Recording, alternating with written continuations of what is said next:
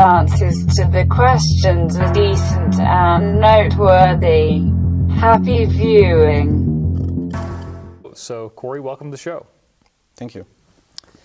Okay, so the first question we have is from Banjo Man 1437. When they say that our local star cluster is emerging into a higher vibrational place, do they mean that physically our star cluster is emerging into a part of the galaxy where there are inherent higher vibrations?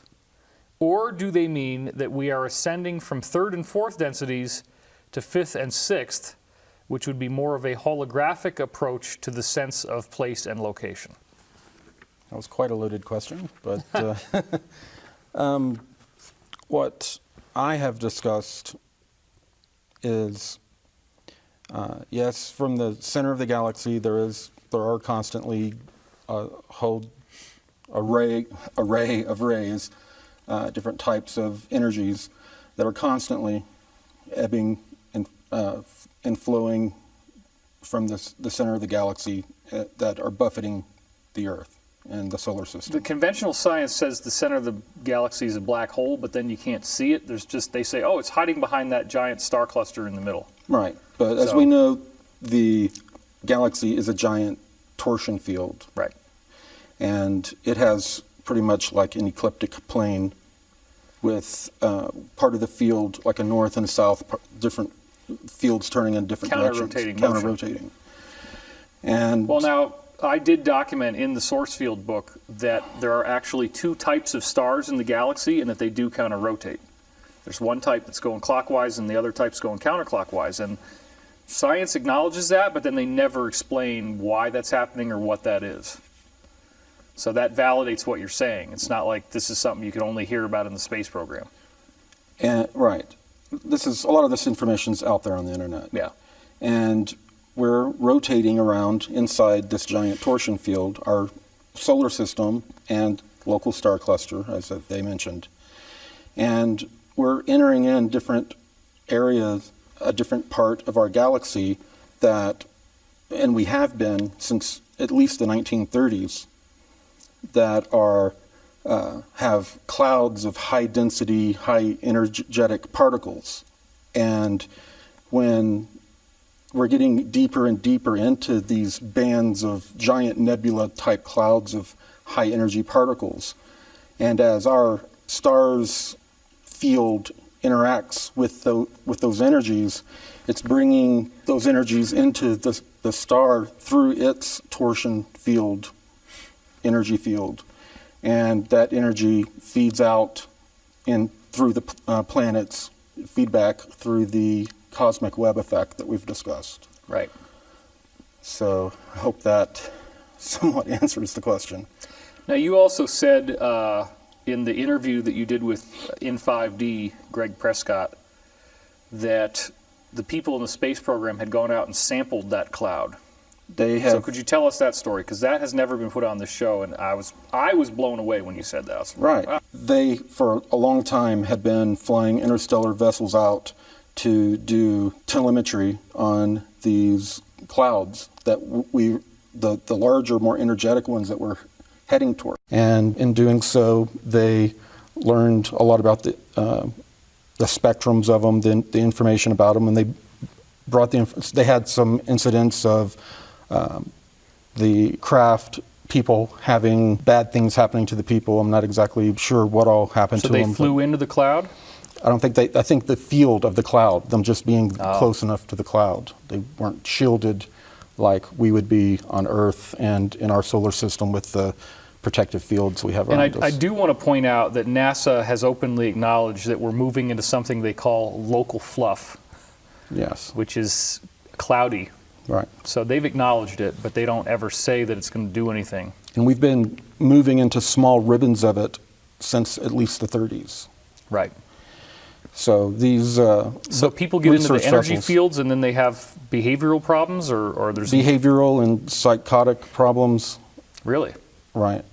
And they were even testing these frequencies and energy fields that they were encountering in these ribbons of cloud ribbons that we're heading into on unsuspecting people on research vessels and also certain stations that they were doing testing.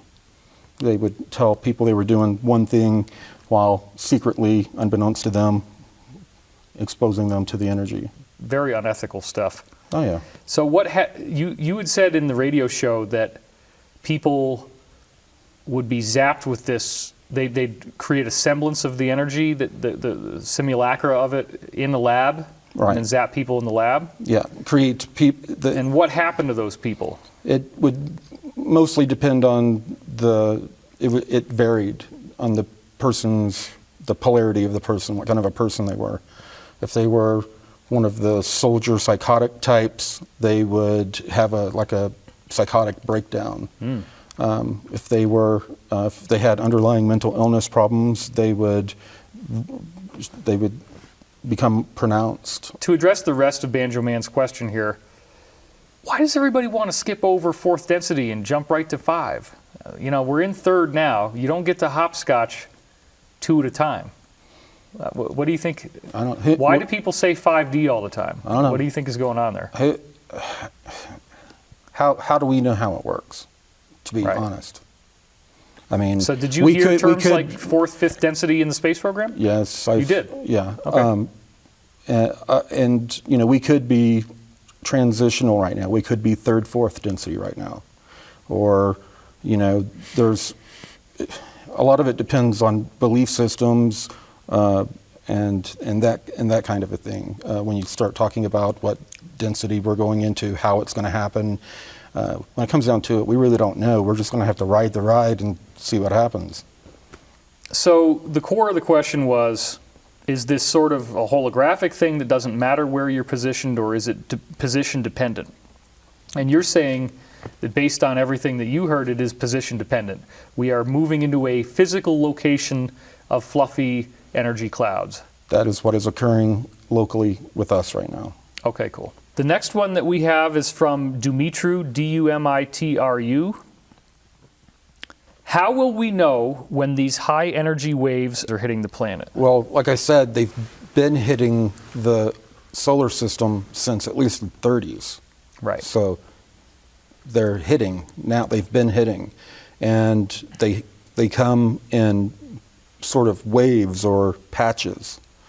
And would there be an observable solar effect, like a solar coronal mass ejection or solar particle emissions, that kind of stuff? I'm told that there are things that are observable from the sun that are energetic, but are not something that you're going to see in SOHO data. But on the Earth, for us, I would suggest being a people watcher. You're going to feel it yourself. People around you, you can tell by the way they're acting. But as this energy has come in, and I've seen people that have become triggered in different ways, and people that are showing their polarity, showing what they're made of. Sure. More than any other time. And remember, gravity was working just fine before the apple fell on Newton's head, and he Right. said, "Oh, there must be a force doing that." You don't see anything coming out of a magnet when it's going to go stick onto the refrigerator. So these are energetic waves. It's not like, maybe in his mind he was wondering if there was some sort of Aurora Borealis or something. starry-looking clouds of energy that just start sprinkling into the atmosphere. Well, at some point, it's expected to be so strong there will be like Aurora Borealis kind of, at the peak of it. The big surge could have a very detrimental effect on the electrical grid. Right. Were there plans within the space program? Were they expecting that electricity would not be functioning the way that it does now, that machines would have to be redone after this shift takes place? Yes. That's some operational stuff. They plan on taking advantage of that time period for several things. Right on. We pretty much answered this. The diffusion thing, I think, is just a way of him saying, is it going to look like something or not? And it's mostly invisible up until the big moment.